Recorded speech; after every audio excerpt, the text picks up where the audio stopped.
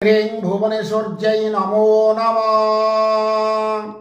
आपण घरे सबुबले झगड़ा लगुच कि एवं बाधा आसुची पिला माने भल पाठ पढ़ु नांती वास्तु दोष अच्छी एथिपाई गोटे सरल प्रयोग करंतु डिसेम्बर 5 तारीख शुक्रवार ब्राह्म्य मुहूर्त समय रे आपण ठाकुर घरे गोटे चांदीर थालिया रखंतु घिओ दीप लगांतु धूप दीप नैवेद्य पुष्प तुलसी पत्र रखंतु ये थालिया धिरे 7टी गोमती चक्र रखंतु एवं गोटे नारायण चित्र फोटो रखंतु पंचोपचार रे पूजा करंतु नारायण को पंचामृत रे शोधन करंतु धूप दीप नैवेद्य दे पूजा कर सारा परे गोटे मंत्र मु डाकुची एई मंत्र को 108 थर जप करंतु ओम नमो भगवते वासुदेवाय नमः।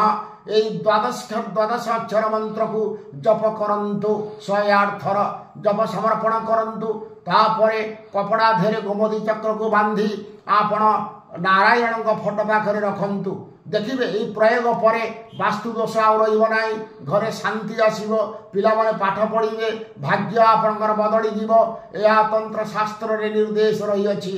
रहउची नमस्कार। जय जगन्नाथ। जय मां कामाख्या।